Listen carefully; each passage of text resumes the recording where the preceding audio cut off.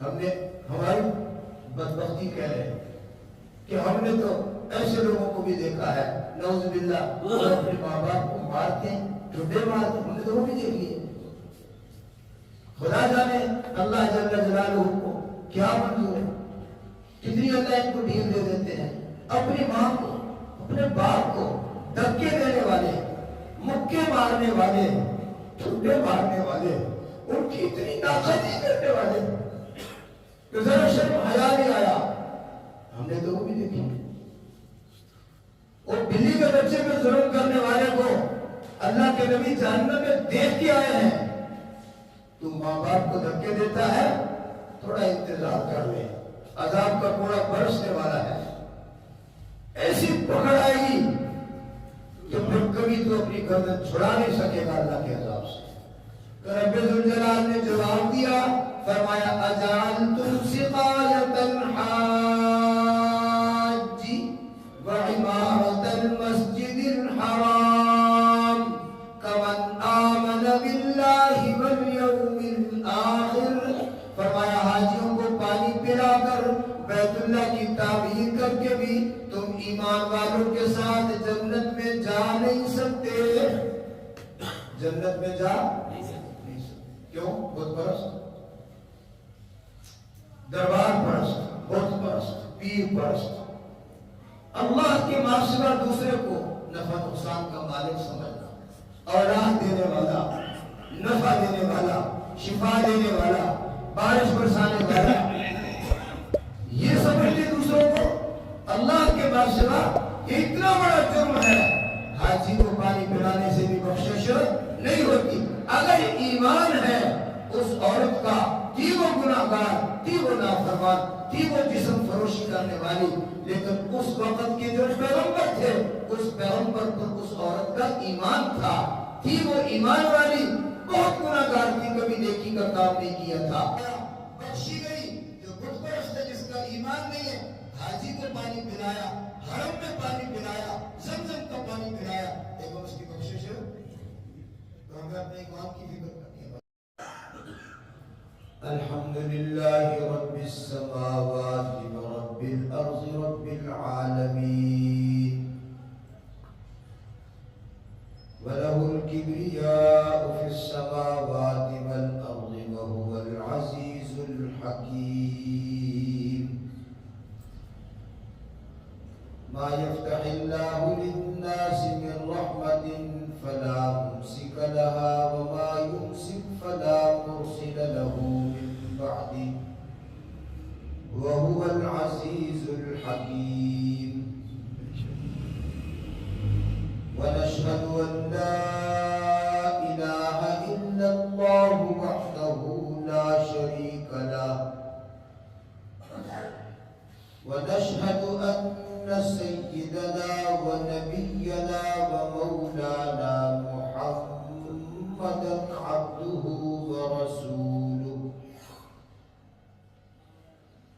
صلى الله تعالى عليه وعلى آله وأصحابه وبارك وسلم أما بعد فأعوذ بالله من الشيطان الرجيم بسم الله الرحمن الرحيم من يطع الرسول فقد أطاع الله بسم الله الرحمن الرحيم وما أرسلنا من رسول إلا ليطاع بإذن الله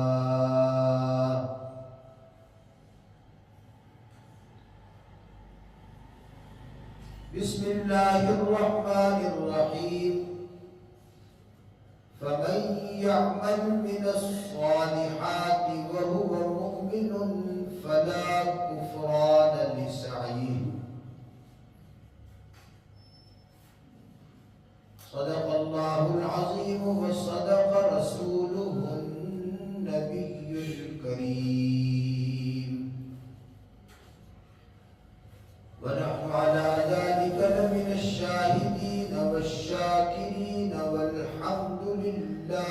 رب العالمين إن الله وملائكته يصلون على النبي يا أيها الذين آمنوا صلوا عليه وسلموا تسليما اللهم صل على محمد وعلى آل محمد كما صليت على إبراهيم وعلى آل إبراهيم إنك حميد مجيد اللهم بارك على محمد وعلى آل محمد كما باركت على إبراهيم وعلى آل إبراهيم إنك حميد مجيد محترم بھائیوں، بزرگوں، دوستوں، ساتھیوں، اللہ جل جلالہ اپنے بندوں کے ساتھ ایک وعدہ فرماتے ہیں۔ وہ اللہ کا وعدہ یہ ہے کہ میرے بندے جو بھی عبادت کرتے ہیں، نیکی کے کام کرتے ہیں، میں اپنے بندوں کی عبادات، حسنات، ان کی نیکیوں کو ضائع نہیں کرتا، اس کا پورا پورا بدلہ، اجر و ثواب پورا پورا نہیں بلکہ بہت زیادہ بڑھا چڑھا کر، زیادہ کر کے، کئی گنا اوپر کر کے میں اپنے بندوں کی عبادات کا اجر و ثواب دینے کا وعدہ کرتا ہوں۔ اللہ کا وعدہ ہے۔ قرآن مبین میں ایک جگہ فرمایا ان اللہ لا یضیع اجر المحسنین، کہ اللہ جل جلالہ نیکی کرنے والوں کا اجر ضائع نہیں کرتا۔ اور یہ بھی فرمایا ان اللہ لا یضیع اجر المصلحین، اللہ جل جلالہ اصلاح کرنے والے، ان کا اجر اللہ تبارک و تعالی ضائع نہیں کرتا۔ اور یہ بھی ارشاد فرمایا فَمَن يَعْمَلْ مِنَ الصَّالِحَاتِ وَهُوَ مُؤْمِنٌ، کہ جو بھی ایمان والا نیک عمل کرے فَلَا كُفْرَانَ لِسَعْيِهِ، اس کی محنت ضائع نہیں، اس کی محنت کی ناقدری نہیں، بلکہ اللہ جل جلالہ اس کی محنت کی بڑی قدر فرماتے ہیں اور اپنے بندوں کی نیکیوں پر بہت زیادہ اپنے بندوں کو نوازتے ہیں۔ تو یہ تو ہے اللہ کا وعدہ۔ خلاصہ کیا ہوا کہ جو بھی عبادت کرتے ہیں، نیکی کے کام کرتے ہیں، تو اللہ تبارک و تعالی ہر نیکی کا بدلہ عطا فرمائے۔ یہ نہ سمجھے کہ ہم نے عبادات کی ہیں، نیکی کی ہے، روزہ رکھا ہے، نمازیں بھی پڑھی ہیں، اعتکاف کیا ہے، دعائیں کی ہیں، اللہ کے راستے میں خرچ کیا ہے، لیکن اللہ تبارک و تعالی اس کو رد کر دیں گے، اللہ تعالیٰ قبول ہی نہیں کریں گے۔ یہ نہ سوچیں، اللہ نے اپنے بندے کی ہر عبادت کو قبول کرنے کا پکا وعدہ کیا ہے، اور اللہ سے بہتر کوئی وعدہ پورا کرنے والا بھی نہیں ہے۔ کسی کے متعلق چلو شبہ ہو سکتا ہے، وہم و گمان ہو سکتا ہے کہ پتہ نہیں وعدہ پورا کرے یا نہ، لیکن اللہ ان اللہ لا یخلف المیعاد، ان اللہ لا یخلف وعدہ، وہ وعدہ خلافی نہیں کرتا، اس نے وعدہ کر لیا پورا کرے گا۔ لیکن اس کے ساتھ ایک بات ہمیں یاد رکھنی ہے، عمل تو ظاہر ہی ہوگا، اس کا اجر ملے گا. لیکن ایک بات یاد رکھنی ہے، وہ بات یہ یاد رکھنی ہے کہ ہر عمل کے قبول ہونے کے واسطے 4 شرطیں ہیں. کتنی شرطیں ہیں؟ 4. یہ 4 شرطیں پوری ہوں گی تو عمل قبول ہے. اگر 4 شرطیں ان میں سے کوئی ایک شرط بھی اگر ہم نے پوری نہیں کی تو پھر ساری کی ساری محنت، سارا عمل برباد ہے. شرط کے ساتھ عمل قبول ہے، شرط کے بغیر مشروط ہی پایا جاتا ہے. جیسے مثال کے طور پر ایک آدمی نماز تو پڑھے، وضو نہ کیا ہو، نماز تو پڑھی وضو نہ کیا ہو، تو وضو کے بغیر نماز قبول ہو جائے گی؟ نہیں ہوگی، کیونکہ وضو قبولیت نماز کے لیے شرط. اب شرط کے ساتھ وضو کر کے باوضو ہو کر نماز پڑھی ہے، 2 رکعت بھی اگر توفیق دی اللہ نے پڑھی ہے تو یہ 2 رکعت پتہ نہیں کہاں سے کہاں انسان کو لے جائے گی. اور اگر شرط ہی پوری نہیں کی اور 100 رکعت پڑھ لی تو ہوگا قبول. کوئی بھی تالا چابی کے بغیر نہیں کھلتا. تالے کو کھولو تو اس کی چابی کے ساتھ کھولو تو فوراً کھل جائے گا، چابی کے بغیر نہیں کھلتا. تو فرمایا الوضو مفتاح الصلاۃ، وضو نماز کی چابی ہے. تو شرط کے بغیر مشروط ہی پایا. اب میں عرض کروں کہ اللہ جل جلالہ اپنے بندوں کی عبادات کو جو قبول فرمانے کا وعدہ ہے اس کی شرطیں کتنی ہیں؟ 4. تو ہم نے ان شرطوں کا بھی خیال رکھنا ہے کہ خدا نخواستہ ہم نے اگر کوئی شرط بھی ان میں سے پوری نہ کی ہو تو پھر تو بڑا خطرہ ہے کہ ساری کی ساری محنت برباد ہے. تو پہلی شرط یہ ہے کہ اللہ جل جلالہ اپنے اس بندے کی عبادت کو قبول فرمائیں گے جس بندے کا ایمان عقیدہ صحیح ہو. اگر ایمان ہی درست نہیں ہے، ایمان تو ایک یقین کو کہتے ہیں نا، یقین تصدیق القلب، اور اس پہ ایمان ہی ڈگمگا رہا ہے، شک و شبہ کا شکار ہے، ایمان صحیح نہیں ہے، کلمہ بے شک پڑھتا ہے، اعتقاد درست نہیں ہے. اللہ کو اس طرح ماننا ہے جس طرح اللہ نے کہا ہے، اپنی مرضی کا نہیں ماننا. رسول کو اس طرح ماننا ہے جس طرح رسول نے کہا ہے، اپنی مرضی کا رسول نہیں ماننا. قرآن کو ماننا، کتابوں کو ماننا، فرشتوں کو ماننا، قیامت کو ماننا، جنت کو ماننا، جہنم کو ماننا، سارے نبیوں پر ایمان رکھنا، یہ ساری باتیں ہیں. اپنی مرضی کا ایمان نہیں بنانا. اب یہ اپنی مرضی کا ایمان ہوا نا کہ کلمہ بھی پڑھا ہے، کلمہ پڑھا ہے، لا الہ الا اللہ محمد رسول اللہ، اشہد ان لا الہ الا اللہ وحدہ لا شریک لہ واشہد ان محمدا عبدہ ورسولہ. کلمہ پڑھا، شہادت دی اللہ کی توحید کی، اللہ کی وحدانیت کی شہادت دی ہے، زبان سے اقرار کیا، لیکن جا کے دربار میں سجدہ کر دیا، قبر کو سجدہ کر رہا ہے، تو پھر کیا کہیں گے؟ ایمان ہے؟ ایمان درست نہیں. تو اگر ایمان ہے تو عمل قبول ہے، اگر ایمان درست نہیں ہے تو عمل قبول نہیں ہے.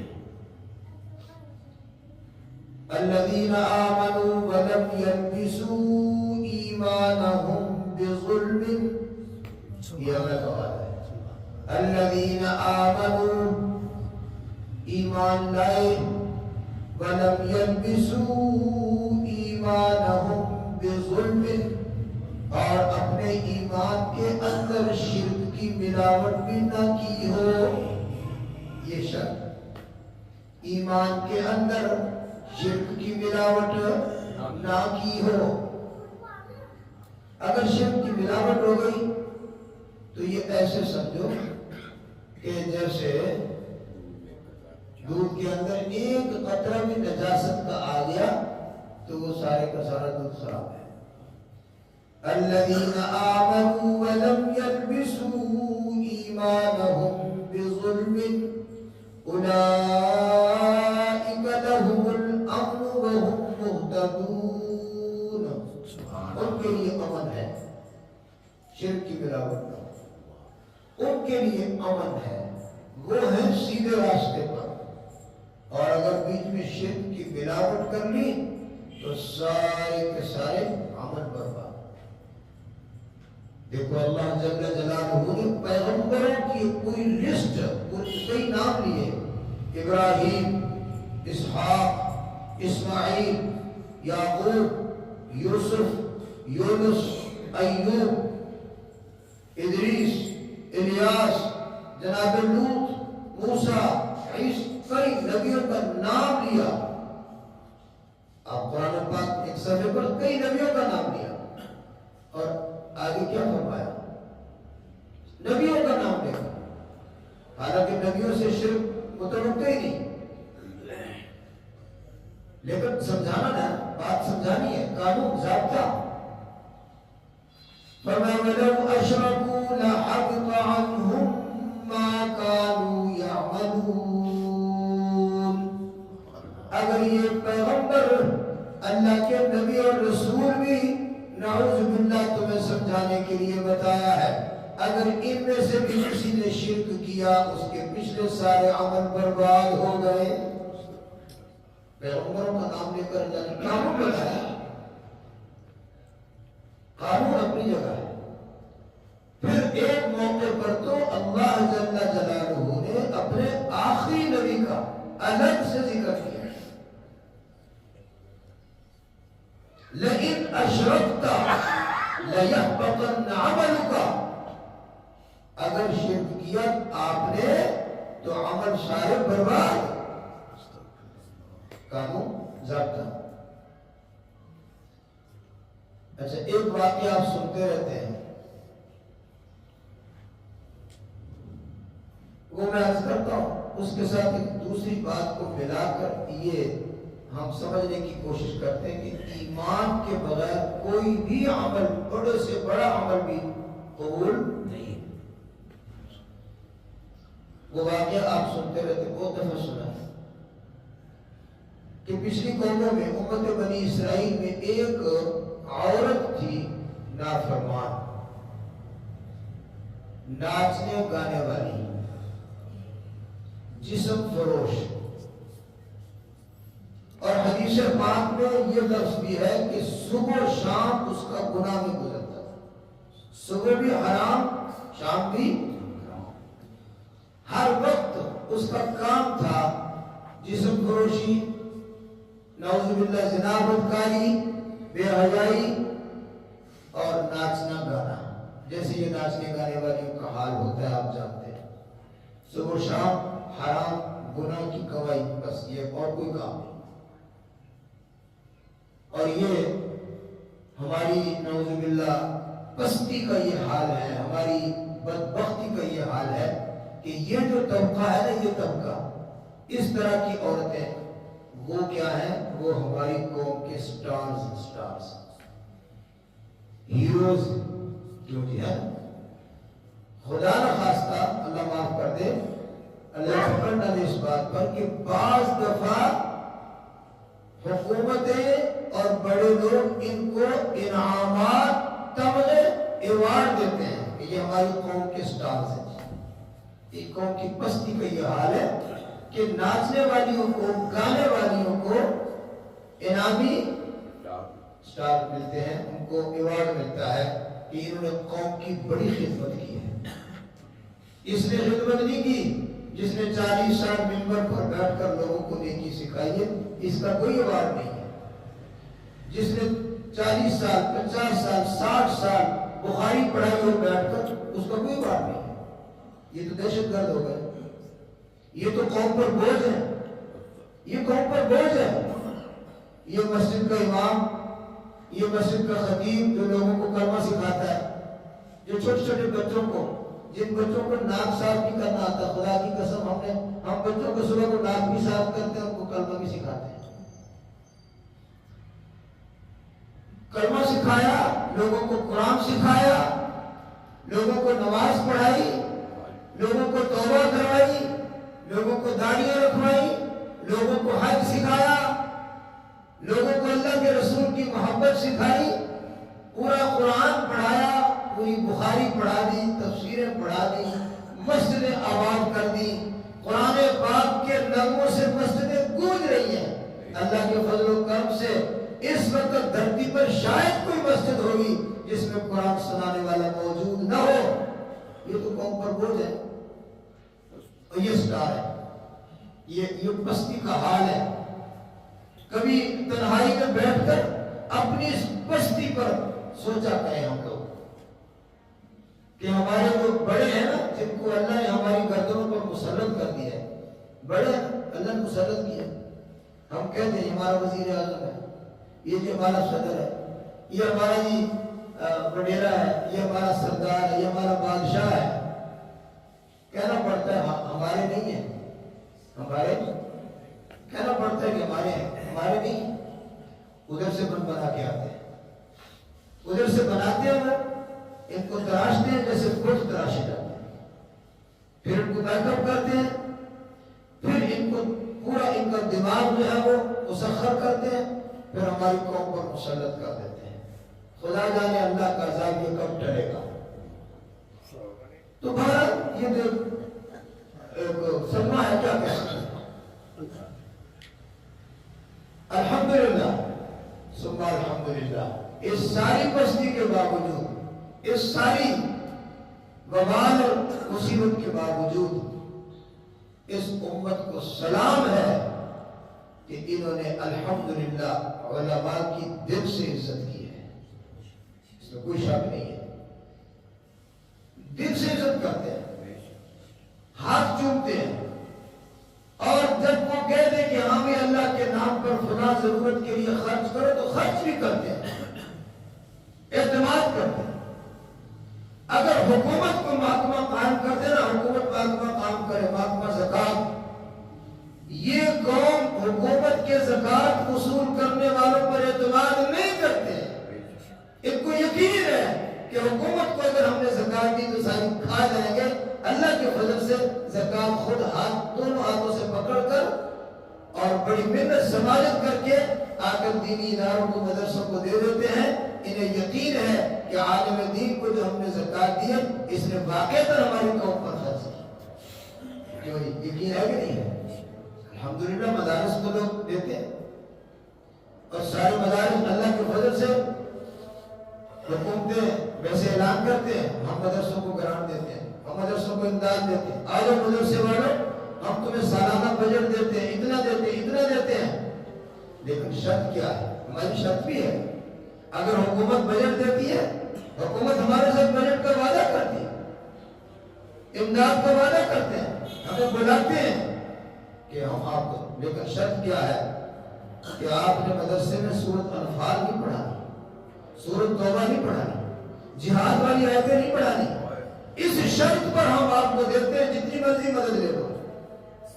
تو اس طرح کی جب حکومتیں آفر کرتی ہیں نا، تو اللہ جزائے خیر دے ہمارے اکابرین کو جوتے کی نوک پہ رکھ کے ٹھکرا دیتے ہیں. جاؤ دفعہ ہو جاؤ، قوم سے روپیہ آنا مانگ کر ہم لوگوں کو تعلیم دیں گے، تم سے ہم امداد نہیں دیں گے. یہ ساری باتیں آپ کے سامنے ہے کہ نہیں ہے؟ کیوں میں بولوں آپ کے سامنے ساری باتیں. کئی دفعہ حکومتوں کے نمائندوں کو کہا اگر تم مخلص ہو نا، مدرسوں کو، مسجدوں کو امداد دینے کے لیے اگر تم کچھ مخلص ہو، کچھ تمہیں ہے خیال، تو ہم سے پوچھو بھی نہیں. مساجد اور مدارس کا بجلی کا بل معاف کر دو، تمہاری امداد آ جائے گی. پوچھو بھی نہیں ہم سے، ہمیں کہو بھی نہیں. تم قانون صاحب لکھ دو کہ مساجد اور دینی مدارس ان کے بجلی کا بل یا گیس کا بل یا دیگر جو یوٹیلیٹی بل ہیں یہ حکومتیں ان کو معاف کریں. یہ حکومتوں کی طرف سے کروڑوں کی امداد آپ کی ہمیں وصول ہو جائے گی اور آپ کو اجر بھی ملے گا, ثواب بھی ملے گا. ادھر نہیں آتے, کہتے ہم سے لاکھ روپے لے لو, 2 لاکھ لے لو, کروڑ لے لو, لیکن شرط یہ ہے کہ قرآن پاک سارا نہیں پڑھانا, جو آیتیں ہم کہیں گے وہ پڑھانی ہے. سورۃ کتاب نکال دو, جہاد کی آیتیں نکال دو, غزوات کی آیتیں نکال دو, سورۃ انفال اور سورۃ توبہ وہ نہیں پڑھانی. مدرسے والوں کو تو اللہ کے فضل سے روک نہ سکے, وہ تو سارا قرآن اسی طرح پڑھا رہے ہیں. لیکن اپنے اسکولوں کے نصاب میں اگر کہیں کوئی قرآن پاک کی آیت تھی کسی کتاب میں, کسی کچی پکی کی کلاس کی کتاب میں, ان آیتوں کو کھرچ کھرچ کر نکال دیا, رگڑ رگڑ کر نصاب کو خالی کر دیا. اور نصاب کیا بنایا؟ یہ میری تصویر لگا دو, میری ماں کی تصویر لگا دو, یہ نصاب ہے جس کو. اللہ تعالیٰ ان بلاؤں سے بچائے. تو میں عرض کر رہا ہوں, آپ نے ایک عورت کا ذکر سنا حدیث پاک میں. جناب رسول اللہ صلی اللہ علیہ وسلم نے ارشاد فرمایا, ایک خاتون تھی, بڑے گناہگار عورت تھی, بڑی نافرمان عورت, جسم بیچنے والی, صبح شام گناہ کرنے والی, حرام کرنے والی. لیکن ایک مرتبہ ایک کنویں پر پانی پینے چلی گئی. اس نے کنویں سے پانی پھینچا اور پانی پیا, اپنی پیاس کو بجھایا. جب وہ پانی پی کر دیکھتی ہے کہ پاس ہی ایک کتا ہے, کتا وہ وہاں پر کیچڑ کو چاٹ رہا ہے, پیاس سے بلبلا رہا ہے, اور نظر آ رہا ہے کہ اس کتے کو بھی بڑی پیاس لگی ہوئی ہے. اگر پانی نہ ملا تو جتنی میں بے چین تھی, مجھے پانی نہیں ملا تھا, پیاس لگی ہوئی تھی, میں کتنی بے چین تھی, تڑپ رہی تھی, یہ کتا بھی اسی طرح پیاس سے بے چین ہے. اس عورت کو ترس آ گیا, اس نے بڑی محنت اور جدوجہد کر کے دوبارہ کنویں میں اپنا دوپٹہ لٹکا کر, اپنا موزہ لٹکا کر, موزے کو دوپٹے سے باندھ کر اور موزے کو پانی سے بھر کر اس نے پھر کنویں سے نکالا, اور اس نے نکال کر پیاسے کتے کو پلا دیا. سرکار دو عالم صلی اللہ علیہ وسلم نے ارشاد فرمایا, دخلت الجنہ, دخلت الجنہ. حضور نے فرمایا وہ جنت میں داخل ہو گئی. صرف اتنا ہی نہیں فرمایا بلکہ سرکار دو عالم نے ارشاد فرمایا, جب میں معراج کی شب جنت کو دیکھ رہا تھا, فرمایا میں نے اس عورت کو جنت میں دیکھا بھی ہے.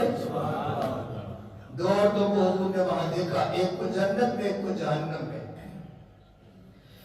آپ نے ایک عورت کو جنت میں دیکھا, اس کو ایک کو جہنم میں بھی آپ دیکھ کے آئے, وہ بھی بتایا. ایک عورت تھی, ربطت ہرہا, اس نے بلی پکڑ کے باندھ دی.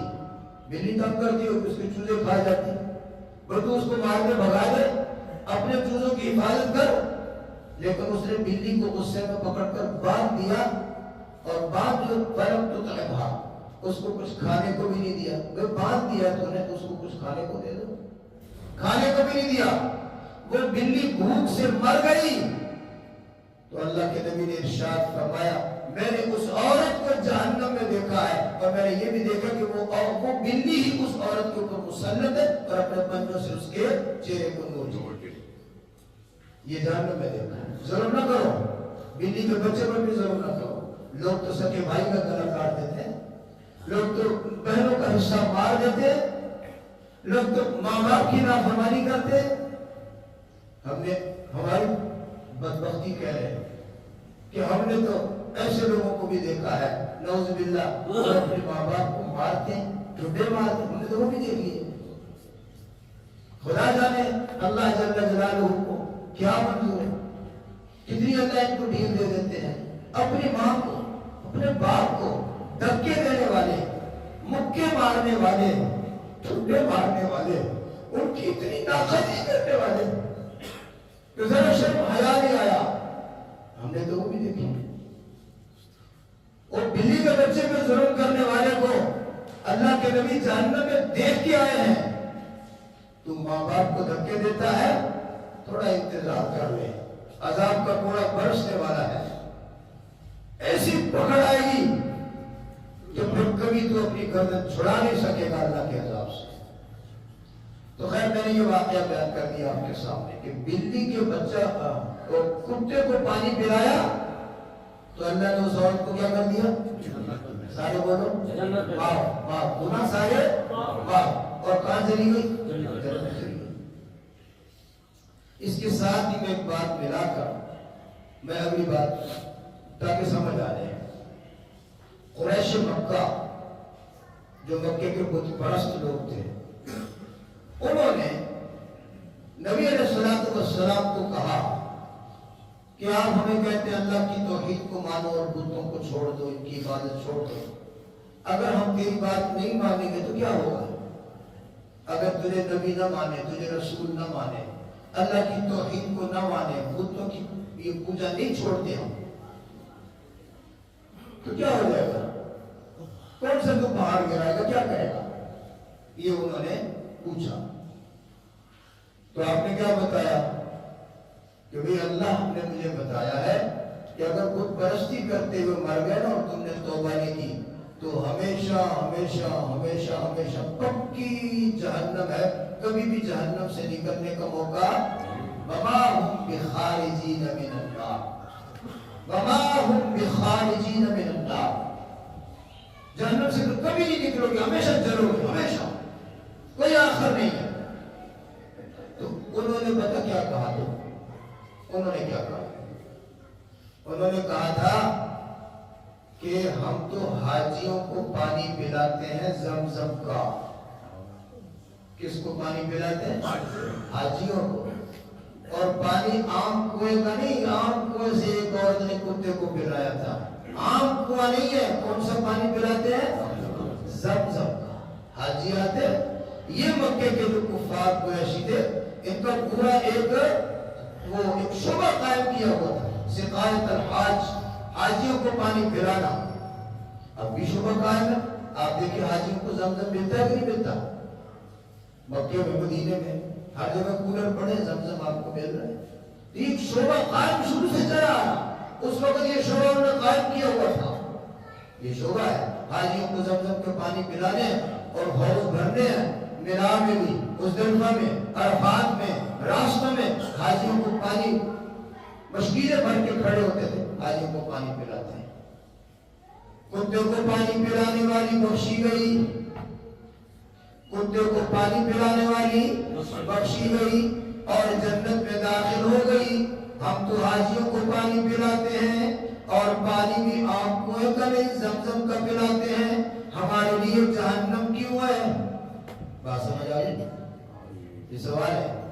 تو رب ذوالجلال نے جواب دیا, فرمایا اجعلتم سقایت الحاج وعمارت المسجد الحرام کمن آمن باللہ والیوم الآخر. فرمایا حاجیوں کو پانی پلا کر, بیت اللہ کی تعمیر کر کے بھی تم ایمان والوں کے ساتھ جنت میں جا نہیں سکتے. جنت میں جا نہیں سکتے. کیوں؟ بت پرست, دربار پرست, بت پرست, پیر پرست, اللہ کے ماں سوا دوسرے کو نفع نقصان کا مالک سمجھنا, اولاد دینے والا, نفع دینے والا, شفا دینے والا, بارش برسانے والا, یہ سمجھتے دوسروں کو اللہ کے ماں سوا. اتنا بڑا جرم ہے. حاجی کو پانی پلانے سے بھی بخشش نہیں ہوتی.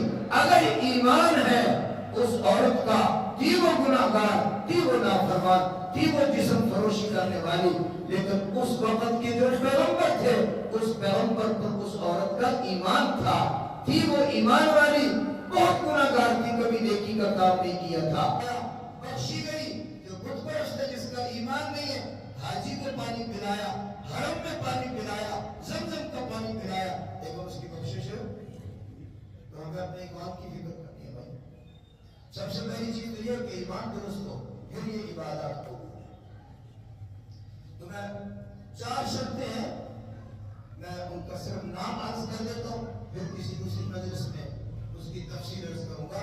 ایمان تب قبول ہے، عمل تب قبول کرتے ہیں اگر انسان کا عقیدہ کیا ہو؟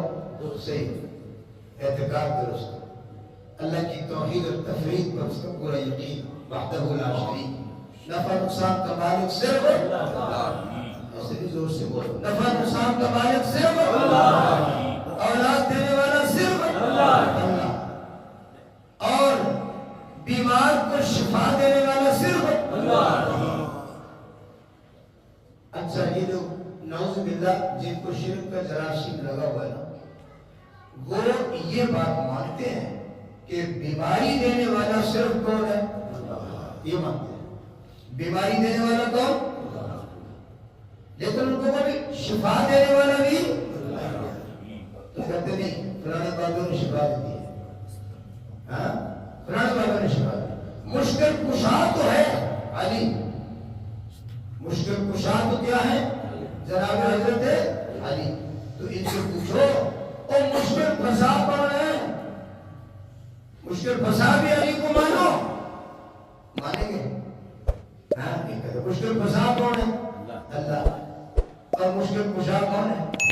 اور خدا کے بندو ایک ہی خدا ہے، وہی مشکل پھنسا ہے، وہی مشکل کشا ہے۔ بیماری دینے والا بھی اور شفا دینے والا بھی اللہ۔ یہ کیا تم نے کیا ہے کہ پہلے کم سارے اللہ کے کھاتے اور شفا اور نجات غیر اللہ کے کھاتے؟ نہ یار نہ، یہ ظلم نہ کرو۔ رب ذوالجلال نے فرمایا وقال اللہ لا تتخذوا الہین اثنین انما هو الہ واحد، انما هو الہ واحد۔ لوگوں دو خدا نہ بناؤ، ایک مشکل پھنسا ہے، دوسرا مشکل کشا ہے، ایک بیماری دینے والا ہے، دوسرا شفا دینے والا۔ فرمایا نہیں نہیں، انما هو الہ واحد، اللہ ایک ہے، وہی مشکل پھنسا، وہی مشکل کشا، وہی مشکل پھنسا، وہی مشکل کشا۔ کہو صرف ایک خدا، صرف یہ اس بات پر، یہ تو سارے نبیوں کی محنت ہے یار۔ اس بات کو کیوں آپ اتنا مشکل سمجھ؟ یہ تو سارے نبیوں کی محنت ہے، یہ تو ساری آسمانی کتابیں ہیں، یہ تو سارے اولیاء کی محنت ہے، یہ تو تمام اللہ والوں کی محنت ہے۔ تو ایک شرط، دوسری شرط عمل تب قبول ہوگا اگر عمل خالص اللہ کے واسطے کیا ہو۔ اگر عمل دکھاوے کے لیے، سناوے کے لیے، شہرت کے لیے، مال کمانے کے لیے، عزت بنانے کے لیے، کوئی اور اس کے اندر نیت میں ملاوٹ ہے تو وہ عمل بھی اللہ کے ہاں قبول ہے۔ تو پہلی شرط ایمان، دوسری شرط اخلاص، ٹھیک ہے جی۔ تیسری شرط عمل اللہ کے ہاں وہ قبول ہے جو عمل پیغمبر کے عمل کے نقشے کے مطابق ہو۔ نقشہ اپنا نہ بنایا ہو، نقشہ اپنا عمل کرنا ہے، نقشہ بھی وہ لینا ہے جو اللہ کے رسول نے دیا، اپنا نقشہ نہ بنایا ہو۔ وہ ایک عالم نے جملہ کہا، مجھے اچھا لگا، کہا کہ سنت اس کو کہتے ہیں، میں بات یہاں ختم کرنے لگا، کہ سنت اس کو کہتے ہیں کہ پیغمبر کی اطاعت اور محبت کرنی ہے پیغمبر کے مزاج کے مطابق۔ سنت کس کو کہتے ہیں؟ پیغمبر کی اطاعت کرنی ہے، پیار کرنا ہے، محبت کرنی ہے پیغمبر کے مزاج کے مطابق۔ اور بدعت اس کو کہتے ہیں کہ پیغمبر سے محبت کرنی ہے اپنے مزاج کے مطابق۔ محبت پیغمبر سے کر رہا ہے، بدعت کرنے والے کو ہم کہتے ہیں کہ ہم اس کو یہ الزام نہیں دیتے کہ وہ نبی کا گستاخ ہے، وہ نبی سے محبت کر رہا ہے لیکن نقشہ اس نے اپنا بنا ہے۔ یہ تو گھر میں مہمان آ گیا، تو میں اپنی بات کرتا ہوں، میں بعض دفعہ سفر میں جاتا ہوں جہاں کوئی بیان ہوتا ہے، یا اب سفر کے اندر میرا معاملہ یہ ہے کہ میں سفر میں بیمار ہو جاتا ہوں۔ میں جب بھی سفر میں جاتا ہوں یہ میرا پیٹ مجھے خراب کر دیتا ہے، پریشان کرتا ہے، تو وہ مجھے کہتے ہیں استاد جی آپ کیا کھاؤ گے؟ ہم آپ کے لیے پائے پکائیں گے، ہم آپ کو مغز کھلائیں گے۔ میں کہتا ہوں نہیں، مجھے یار کھچڑی پکا کے کھلاؤ، کیونکہ سفر میں مجھے دشواری ہوتی ہے، تو مجھے نا کھچڑی پکا کے کھلاؤ، یا صرف کچھ سبزی کا سالن پکانا میرے لیے، یہ اس طرح کی چیز نہ پکانا، میرا معدہ خراب ہو جاتا ہے۔ اب وہ کہہ رہے جی ہم نے تو آپ کو بڑے پائے پکا کے کھلانے ہیں۔ تو اب انہوں نے میری خدمت کی میرے مزاج کے مطابق، تو مجھے خوشی ہوگی کہ بوجھ ہوگا؟ جس کی خدمت کرنی ہے اس کے مزاج کے مطابق۔ تو سنت اس کو کہتے ہیں پیغمبر سے پیار، پیغمبر سے محبت، اور پیغمبر کے جیسے وہ فرما رہے ہیں۔ اور بدعت اس کو کہتے ہیں کہ نہیں میں نے محبت آپ سے کرنی، میں نے پیار آپ سے کرنا ہے، لیکن مزاج میرا، نقشہ میرا۔ حضرت مولانا اشرف علی صاحب تھانوی رحمۃ اللہ علیہ فرماتے ہیں کہ میں تو مسجد میں داخل ہوا، اپنا جوتا پکڑا ہوا تھا، مسجد میں داخل ہوا تو ایک آدمی مجھے خادم کرنے لگا، جی حضرت جوتا مجھے پکڑا دو۔ خادم پکڑ لیتے نا جوتا، مطلب لگا نہیں، میں خود اصل میں جوتا پکڑنے والے بھی سمجھدار نہیں ہوتے، جوتا پکڑنے والے سمجھدار نہیں، جوتا وہاں سے پکڑ لیں گے ہمارا، مڑ کے پتہ نہیں کتنے رکھ کے چلے گا، جب ہم نے مسجد سے نکلنا پتہ نہیں کہاں پڑا۔ بھیا تو پھر بعد میں بھی جوتا مہیا کرو نا۔ کئی جگہ ہمارے ساتھ ایسا ہوتا ہے، جب مسجد میں داخل ہوئے استاد جی جوتا میں پکڑ لیتا ہوں، اچھا بھائی پتہ نہیں کتنے رکھ کے بعد میں چلا گیا، اب ہم نماز کے بعد جوتی تلاش کرتے پتہ نہیں کتنے، اور بتا تو دے اللہ کے بندے یہ جاتے وقت بھی خیال رکھ کے میں نے جوتا رکھنا ہے استاد جی کا، عقل ہوتی کوئی نہیں۔ تو بات میں بھی ہوگی، آپ ناراض نہ ہونا بھائی۔ تو حضرت فرماتے میں نے کہا نہیں وہی جوتا رکھو، کہتے نہیں استاد جی جوتا مجھے پکڑا دو، میں نے کہا نہیں میں خود ہی رکھ لیتا ہوں۔ تو میرا ہاتھ مروڑ کے جوتا چھین کے لے گیا، ہاتھ مروڑ کے، جوتی توڑی میں چکڑی ہے، ہاتھ میرا مروڑ دیا اور میرا جوتا چھین کر لے گیا۔ تب کئی دن میں اپنے ہاتھ کو تیل لگاتا رہا، مالش کرتا رہا، تو اس بدبخت نے میرا ہاتھ مروڑ دیا۔ یہ اس نے کیا کیا؟ میری عزت کی ہے، میری خدمت کی ہے۔ تو ہمارا بھی یہی معاملہ ہے، رسول سے محبت کرتے ہیں، مزاج اپنا، طریقہ اپنا۔ تو ایک شرط ایمان، ایک شرط اخلاص، اور تیسری شرط اطاعت رسول۔ تیسری شرط کیا؟ اطاعت رسول۔ اور چوتھی شرط یہ ہے کہ کچھ ایسی چیزیں بھی ہیں، کچھ ایسی باتیں بھی ہیں جن سے عمل برباد ہو جاتے ہیں، کیے ہوئے عمل، حج کیا، عمرہ کیا، نیکی کی، بعد میں کوئی ایسی باتیں اس سے عمل کیا ہو جاتے ہیں؟ برباد ہو جاتے ہیں۔ تو عمل برباد کرنے والی چیزوں سے بھی اپنے عمل کو بچا کر لے کے جانا ہے، پھر عمل قبول ہوگا۔ باقی باتیں بعد میں انشاءاللہ سنتیں ادا فرمائیں۔